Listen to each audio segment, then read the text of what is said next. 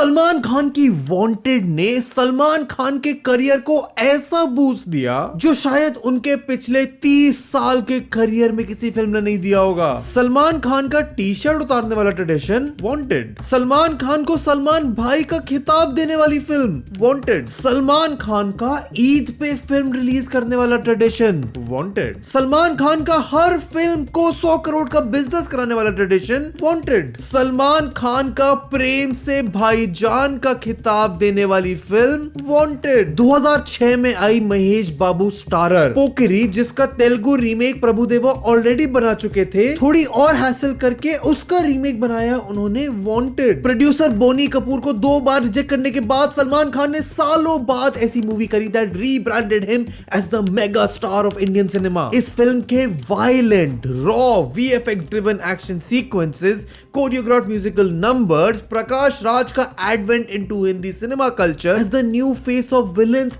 Eight par with the veteran Amrish Puri. Wanted was a film made for everyone. चाहे वो इस film का action हो, डांस हो, कॉमेडी हो, इस फिल्म का कंट्रोवर्शियल टेक अपने फीमेल कैरेक्टर्स पर हो, और सलमान खान का एक एग्रेसिव रूप जो स्क्रीन पर दिखाया गया was not just loved but uploaded as Salman Khan का बॉलीवुड में कमबैक। और जहां ऐसी बड़ी फिल्म्स बिना किसी कंट्रोवर्सी के अपना सक्सेसफुल बिजनेस नहीं कर पाती, इस फिल्म के लिए उतनी कंट्रोवर्सीज तो नहीं उठी, पर सलमान खान की कंट्रोवर्सीज उस समय उनके लाइफ की सबसे बड़ी कंट्रोवर्सी, जिसके चलते सलमान खान का वायलेंट एटीट्यूड, उनके कोर्ट केसेस, यहां तक कि 5 साल की जेल की सजा, सब कुछ चल रहा था। एंड इस सब के बावजूद wanted became one of the biggest films of that year. And not just that year, एक ऐसी फिल्म जिसने सलमान खान के करियर को एक सेकंड इनिंग्स दी, और साथ ही साथ प्रोड्यूसर बोनी कपूर को, जो सालों से एक bankruptcy of producing good films के रास्ते पर चलते जा रहे थे, वांटेड ने उनको हिंदी सिनेमा के सबसे बड़े प्रोड्यूसरों के नाम के बीच लाके खड़ा कर दिया। ये फिल्म इतनी इंपैक्टफुल थी कि वांटेड के बाद द लेजेंड ऑफ 3 खान्स का कल्चर, साउथ फिल्मों के रीमेक का कल्चर, प्रभुदेवा का revival in the pan India circuit, और सलमान खान को रैम्बो ऑफ इंडिया जैसे टाइटल सब मिलना, इतना कि वांटेड का इंपैक्ट आज भी इंडियन सिनेमा में फॉर्चुनेटली या अनफॉर्चुनेटली महसूस किया जा रहा है। तो अगर तुम्हें वांटेड के बारे में कुछ ऐसी चीजें जाननी है जो तुमने शायद पहले कभी सुनी नहीं होंगी, सोची नहीं होंगी, तो इस वीडियो को एंड तक देखना, क्योंकि ऐसी डीप डाइव पॉप कल्चर के बारे में हम तुम्हारे लिए हर हफ्ते लेके आते हैं। हमारा एफर्ट अप्रिशिएट करते हो तो चैनल को सब्सक्राइब करो, इस वीडियो को लाइक करो, और आओ तुम्हें समझाते हैं कि वांटेड का इतनी बड़ी फिल्म बनने के पीछे का राज क्या था।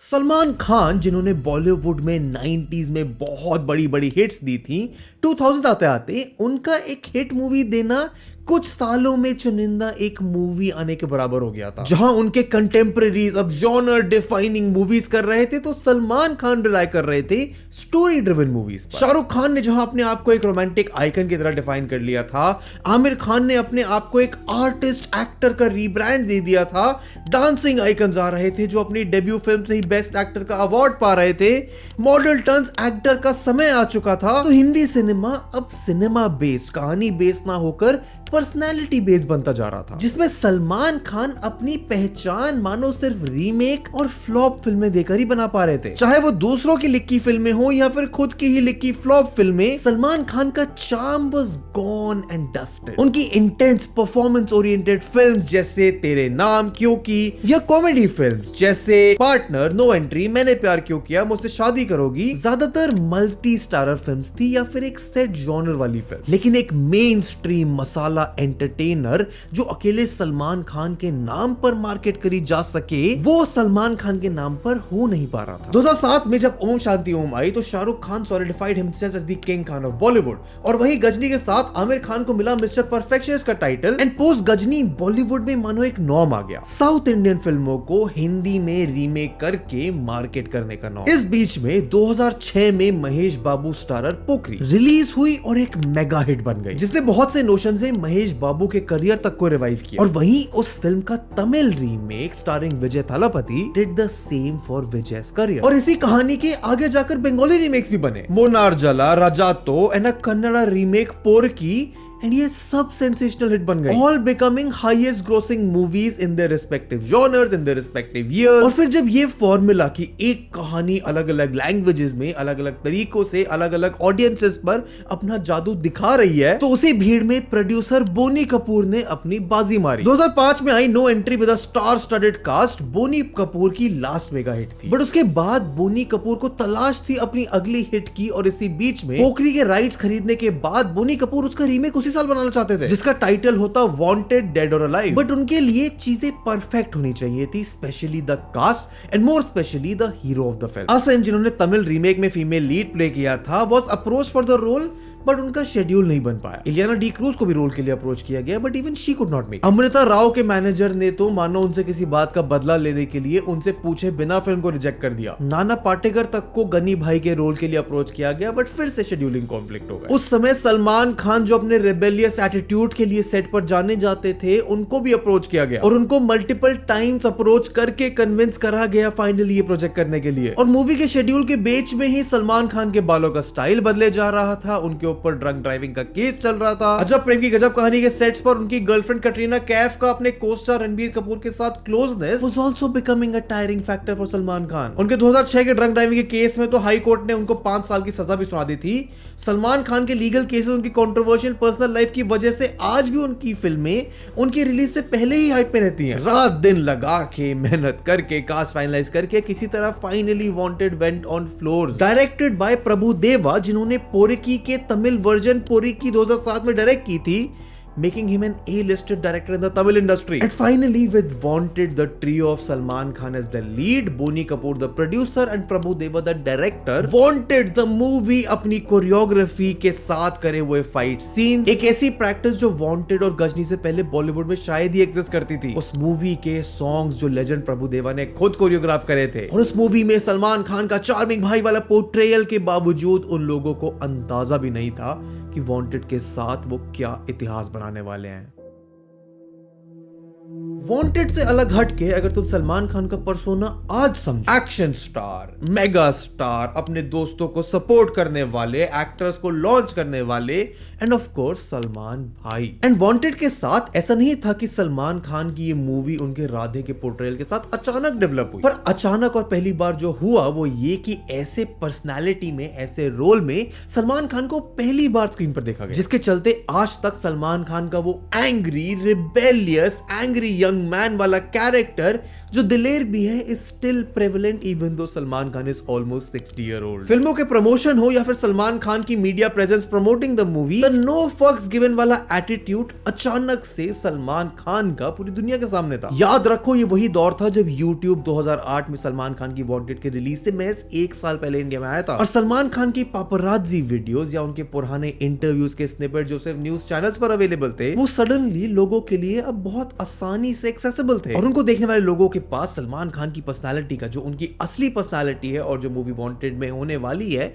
उसका एक हल्का सा ग्लिम्स मिला। क्योंकि the movie wanted to portray Salman Khan as Radhe, a street goon जिसके लिए पैसा सबसे बड़ा गेम है, जिसकी ज्यादा रकम देने की हैसियत राधे उसका लॉयल। उस मूवी में the unprecedented portrayal of a corrupt cop तल पड़े by writer, director and actor Mahesh Manjrekar also seeped in as a landmark of the movie. उनकी crass और lewd looks, उनके remarks towards women, including the female lead Janvi, played by Asha Takia, एक ऐसा character जो sensible है, cheeky है, good hearted young girl है, but Radhe के लिए उसके मन में प्यार आता है, बट उसी राधे के वायलेंस के लिए वो थोड़ी क्रिटिकल है, उनके जीवन जीने के तरीके की तरफ क्रिटिकल है, और वो कैसे पैसे कमाते हैं उसकी भी उनको मंजूरी नहीं है। लेकिन फिर राधे का जानवी को बचाना, ये दिखाना कि कमीने लोगों के साथ कमीनगी ही करनी पड़ती है। Jhanvi falling for Radhe even more, Talpade hassling his ways, enters Gani Bhai played by the Telugu veteran actor Prakash Raj, जिन्होंने वांटेड से पहले इस फिल्म के ओरिजिनल सोर्स पोरिकी और उसके रीमेक पोरिकी दोनों में सेम रोल पोर्ट्रे किया था, जो लेके आते हैं अपनी वाइल्ड और evil power against Radhe, prompting him to murder Radhe's father and his friends, and hence also revealing the fact कि Radhe is an undercover cop by the name of ACP Rajveer Shekhawat, जिस पे राधे का अपनी असली personality को reveal करना, एक stylised action sequence, climactic fight, villain का एक ब्रूटल अंत, राधे का शर्ट उतारना और एक बैड एस वन लाइनर देना। एक बार जो मैंने कमिटमेंट कर दी, उसके बाद तो मैं खुद की भी नहीं सुनता। और सीन सेट था क्योंकि सलमान खान ने डिलीवर कर दी थी अपनी पहली masterpiece mega hit, Salman Khan की पहली 100 करोड़ का कलेक्शन करने वाली मूवी, जिसके बाद आने वाले अगले 15 सालों तक सलमान खान के लिए 100 करोड़ रुपए कमाना अपनी मूवीज के द्वारा तो फुटकर पैसे कमाने के बराबर हो गया था। मूवी का म्यूजिक जो साजिद वाजिद ने प्रोड्यूस करा था इतना अच्छा कि हम आज तक उसे सुनते हैं। बट सिर्फ गाने ही नहीं, उनका पिक्चराइजेशन प्रभु देवा के डायरेक्शन में the use of colour, zoom push, gritty action sequences मानो सलमान खान की फिल्म नहीं कुछ सलमान खान के एटीट्यूड पे एक केस स्टडी बनी है। मूवी में कैमियोस, विलेन के पोर्ट्रेयल मसाला मूवीज में also were the USPs of wanted, और वांटेड के थ्रू प्रकाश राज का ऐसा एडवेंट होना हिंदी सिनेमा में कि आगे बनने वाली किसी भी बड़े बजट की फिल्मों में Prakash Raj was the go to actor to build a specialised villain. Ayesha Takia जो बन गई एक वन हिट वंडर, और सलमान खान के उस मूवी में दिए हुए one liners which became his style. शायद बहुत समय बाद एक एक्शन हीरो सीटी बजाने वाले डायलॉग्स मार रहा था और माहौल थिएटर का ऐसा था जैसे 70s और 90s में हुआ करता था। फराह खान के बाद एक choreographer turned actor Prabhu Deva solidified his position as an A listed filmmaker, एक ऐसी फिल्म बनाकर जो अलग अलग भाषाओं में अलग फिल्म इंडस्ट्री में अपना कमाल दिखा चुकी थी। तो फिर सवाल पूछना लाजमी है कि आखिर ऐसा था क्या उस कहानी में जो वो इतनी सक्सेसफुल बनी। 2006 में आई तेलुगु फिल्म पुरिकी elevated Mahesh Babu from a mainstream actor to a superstar, जिसके राइट्स बोनी कपूर ने 2006 में ही खरीद लिए थे और वो एडमेंट थे कि इस मूवी में सलमान खान को ही स्टार करना चाहिए। हो सकता है बोनी कपूर ने सलमान खान की स्टार पावर अपनी पिछली प्रोड्यूस हिट नो एंट्री में ही देख ली थी, और वांटेड की ओरिजिनल मूवीज के violent tropes, dance sequences, comedic relief भले ही सदन सिनेमा में अपना एक छाप छोड़ चुके थे, लेकिन उस मूवी का एक एक्सीलेंट प्लॉट ट्विस्ट, एक सड़क छाप गुंडे की गुंडाई, उसका खून खराबा, एंड लास्ट में उसको एक पुलिस विजिलेंटे के लेंस में दिखाना वाज अ मास्टरपीस। और बोनी कपूर एडमिट थी कि सलमान खान एटलीस्ट एक बार वो पिक्चरें देख तो ले। इलियाना डिक्रूज का portrayal of Shruti trying to maintain stability between violent ways to justice and the right way of justice, Prakash Jha के एक्टिंग क्वर्क्स, उनका psychotic portrayal of Ali Bhai, Ashish Vidyarthi का psychotic portrayal of Pashupati, and Mahesh Babu का portrayal of Pandu AKA IPS Krishna Manohar. ये सब साउंड कर रहा है एक typical south masala action movie का ट्रीटमेंट की तरह, but that movie became one of the highest grocers जिसने महेश बाबू के करियर को कैटापुल्ट कर दिया। एंड सिर्फ उनको ही नहीं, एक छोटी सी रेवेन्यू जनरेट करने वाली तमिल इंडस्ट्री को एक स्ट्रॉन्ग रेवेन्यू जनरेट करने वाली इंडस्ट्री में भी तब्दील कर दिया। एंड ऐसा ही कुछ हुआ उसके तमिल रीमेक के साथ, जिसमें थलापति विजय स्टार कर रहे थे, जिसकी शूटिंग महेश बाबू वाली फिल्म की शूटिंग के साथ ही शुरू हो गई थी, which was a common practice, जहां छोटी इंडस्ट्रीज एक ही कहानी को अलग अलग भाषाओं में शूट करके अपनी ऑडियंस को दिखाती थी। And Vijay Thalapathy starrer Pokiri also matched अपने प्रेडेसेसर की सक्सेस, और कुछ लोग तो ये भी कह सकते हैं कि शायद ओरिजिनल से ज्यादा, क्योंकि इस मूवी को प्रभु देवा ने डायरेक्ट करा था, जिन्होंने ऐड करा अपना यूनिक टच मूवी के एक्शन में, अपना ओन नीश मूवी के कोरियोग्राफ डांस नंबर्स में, जिसकी वजह से उन्होंने एलिवेट करा थलापति विजय का करियर, असन का करियर जो उस फिल्म में स्टार कर रही थी। प्रभु देवा जो अपने 2005 के डायरेक्टोरियल डेब्यू के बाद सक्सेस पा चुके थे, उन्होंने प्रॉम्प्ट किया बोनी कपूर को कि वो अपने आप इस फिल्म के लिए एक हिंदी स्क्रिप्ट प्रिपेयर करें और प्रभु देवा को चुने ताकि वो थलापति विजय वाला मैजिक बॉलीवुड में रिक्रिएट कर पाए। जो बजट कंस्ट्रेंट्स के चलते और बोनी कपूर की फाइनेंशियल स्ट्रगल के चलते 3 साल तो लगे, और 2009 में एक ईद रिलीज के साथ सलमान खान की एक मूवी ने बॉलीवुड फिल्म में हमेशा हमेशा के लिए एक मसाला मूवी के नॉर्म्स ब्रेक कर दिए। शायद इसीलिए क्योंकि सलमान खान के साथ शायद 2-3 मीटिंग्स में ही सलमान ये समझ चुके थे कि एक ऐसी पिक्चर जो अलग अलग भाषाओं में ऑलरेडी अपना जलवा दिखा चुकी है हिंदी में भी काम करेगी। एंड फाइनली 2 साल बाद एक ऐसी फिल्म बन के आई जो अपनी रिलीज से पहले ही मार्केट हो चुकी थी as the biggest hit of the year, and अपने रिलीज के बाद बनी the second highest grossing movie ever till that time. पर उस मूवी के साथ भी प्रॉब्लम्स की कमी नहीं थी।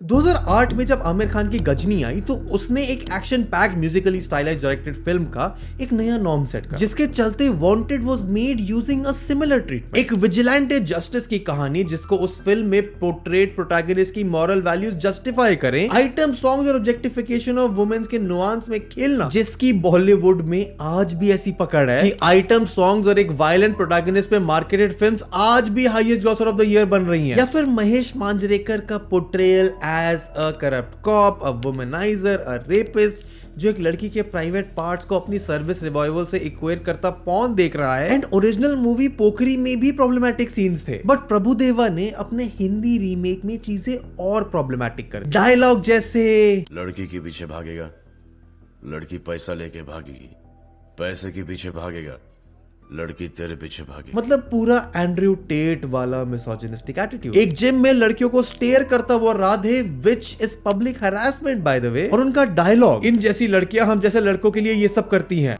इन जैसी लड़कियां हम जैसे लड़कों के लिए ये सब करती हैं। होमोफोबिया को भी एक कॉमेडिक रिलीफ की तरह दर्शाया गया। एक सीन में राधे कहते हैं, आई हेट गर्ल्स, कभी कभी सोचता हूँ एक बॉयफ्रेंड ही बना लूं। आई हेट गर्ल्स, कभी कभी तो सोचता हूँ कि एक बॉयफ्रेंड ही बना लूं। Which is followed by a O kind of a background music जिसको राधे अनकंफर्टेबली श्रग ऑफ कर देता। मतलब क्या ही सेंस है ऐसे सीन्स। ये सीन ओरिजिनल महेश बाबू वाली मूवी में था ही नहीं। पर हिंदी फिल्म में है, हमारा रक्षक होमोफोबिक है तो चलो कोई नहीं, विलेंस को खत्म कर रहा है, अच्छाई के लिए लड़ रहा है, तो उसके थोड़े सेक्सुअलाइज्ड टोन पर, होमोफोबिया पर, हरासमेंट पर कुछ फर्क नहीं पड़ता। अच्छा आओ मैं एक कॉमेडिक रिलीफ देता हूं। इस पे हंसना था या नहीं वो तुम्हारी मर्जी है। या फिर जानवी के कैरेक्टर आर्क में सबसे इंपॉर्टेंट मोमेंट उसके पिता का देहांत। उनके पिता की मौत जो हमारे देश के एक वीक लीगल सिस्टम के चलते हुई, जिसके चलते she is adamant on the belief कि उसके रोमांटिक कंपेनियन या उसका हस्बैंड या उसका बॉयफ्रेंड एक अच्छा आदमी हो। जिसपे राधे अपने प्रपोजल के बाद एक डांस म्यूजिक परफॉर्म करते हैं, a song title love me. उसके लिरिक्स इरशाद करूंगा, सुनना। Love me love me love me, your papa says you love me,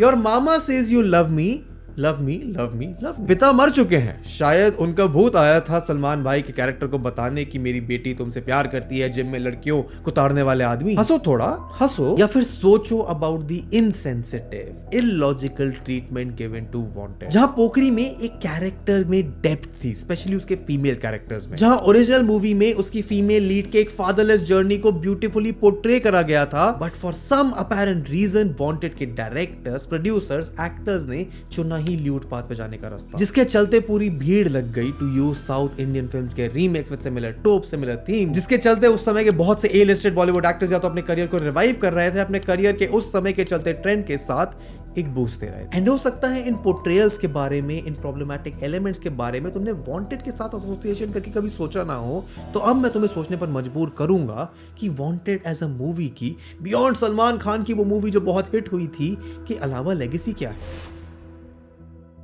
film industry के बारे में तुम्हें एक इनसाइट या फिर एक अलग पर्सपेक्टिव देता। फिल्में अब कमर्शियल या एक रियलिस्टिक जॉनर पर अपना गेम नहीं खेलती। आज दो टाइप की फिल्में होती हैं, pre Friday release and post Friday release. Pre Friday release मतलब फिल्म को फ्राइडे से रिलीज करने से पहले उस फिल्म के अराउंड कंट्रोवर्सीज या उसकी स्टार कास्ट पे या स्टार कास्ट के किसी कंट्रोवर्शियल टेक पे, फिल्म के कंट्रोवर्शियल ट्रीटमेंट पर उस फिल्म को मार्केट करना और उस फिल्म को मार्केट करने के लिए, उस फिल्म को बनाने के लिए लगाए हुए बजट पर कई बार दुगुना, तिगुना, 10 गुना पैसे वापस कमा। और उसके बाद फिल्में अपने रिलीज पे कैसा करती हैं, फ्लॉप होती हैं या हिट होती हैं, उसके ऊपर कोई डिपेंडेंसी ना रखना। और फिर आती है पोस्ट फ्राइडे रिलीज, जहां फिल्में अपने कंटेंट या फिर अपने सब्जेक्ट के कंट्रोवर्शियल ट्रीटमेंट या अपनी रिलीज के बाद ऑडियंस के वर्ड ऑफ माउथ पर चलती है, जिसके बाद में उस फिल्म को हम एक कल्ट क्लासिक का टैग दे देते हैं। इन सब में Wanted as a pre Friday release movie की तरह मार्केट करी गई, जिसका शायद सबसे बड़ा फैक्टर था उससे 8 महीने पहले रिलीज हुई मूवी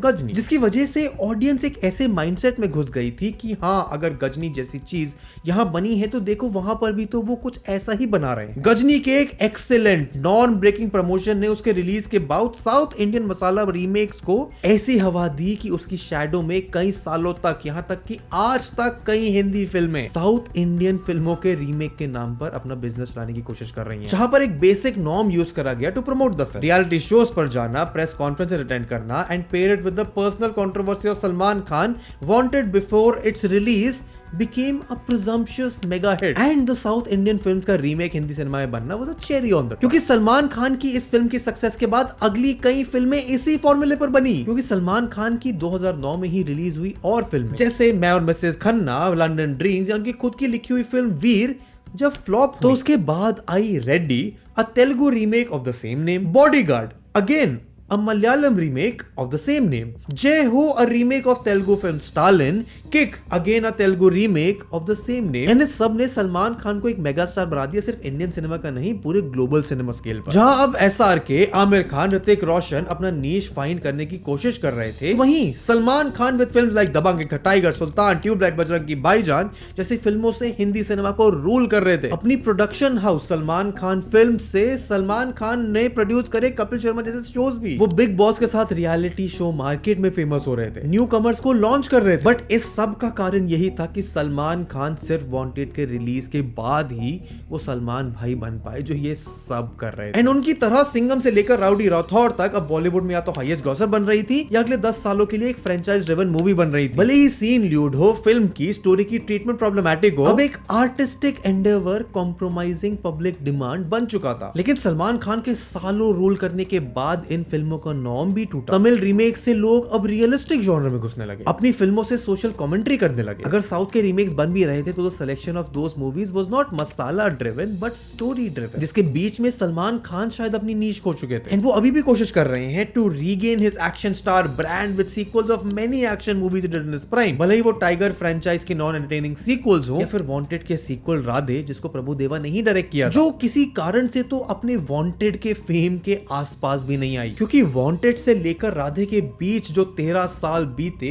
उसमें हिंदी सिनेमा में बहुत कुछ बदल गया था। एंड वांटेड की अल्टीमेट लेगेसी इतनी है कि सलमान खान की मूवी जो 15 साल पहले रिलीज हुई थी, उस मूवी ने एक मसाला ड्रिवन और एक स्टोरी ड्रिवन मूवी के बीच में एक बहुत बड़ा डिफरेंस लाके खड़ा कर दिया था। क्योंकि सलमान खान जो वांटेड से पहले सिर्फ स्टोरी ड्रिवन फिल्म्स कर रहे थे, भले ही उसमें एक्शन हो, कॉमेडी हो, एक सीरियस और सेंटिबल कैरेक्टर हो, पर उस टेम्पलेट पर बनने वाली फिल्म में वांटेड के बाद कुछ कम सी हो गई। अगर कास्ट बड़ी है, एक 20-30 साल वाले एक्सपीरियंस का डायरेक्टर है तो शायद चल जाएगा। लेकिन न्यू कमर्स एक्टर्स हो या डायरेक्टर्स फिल्म को बड़े ही ब्लैक एंड व्हाइट ग्रेड में फिल्में बना रहे थे। उन फिल्ममेकर्स की कमर्शियल फिल्मों में अब सेंसिबिलिटी की जगह नहीं थी। भले ही वो गुजारिश, फैन जीरो जैसी कमर्शियल येट सेंसिबल मूवीज का फ्लॉप हो जाना हो, लेकिन अगर तुम आज एनिमल, कबीर सिंह, इवन रेस 3 जैसी फिल्में बना रहे हो तो फॉर्मूला फिल्म ही बना रहे हो, ना कि कोई एक्सपेरिमेंटल नॉर्म ब्रेकिंग फिल्म। फॉर्मूला स्पेसिफिक है, ट्राइड एंड टेस्टेड है, सक्सेसफुल है तो उसी को फॉलो करेंगे ना। नहीं तो एक्सपेरिमेंटल फिल्में बनाने में उस पेशेंस की प्रैक्टिस करो जिसका रिजल्ट तुम्हें सालों बाद मिलेगा। एंड शायद आज सलमान खान ऐसी ही फॉर्मूला ड्रिवन फिल्मों में अपना मार्क रखे, जिसपे उनकी एंट्री पर सीटी भी बजेगी और कोई क्वेश्चन नहीं करेगा। हाँ, कमर्शियल मूवीज बनाना भी एक नोबल क्राफ्ट है जिसपे बॉलीवुड आज अपना बिजनेस धड़ाके से चला रहा है, लेकिन ऑडियंस की इंटेलिजेंस को अंडर एस्टिमेट करने की गलती शायद आज भी बहुत सारे फिल्म मेकर्स कर रहे हैं। और हम जहां कुछ समय पहले ऐसी कंट्रोवर्शियल फिल्मों को क्वेश्चन कर रहे थे,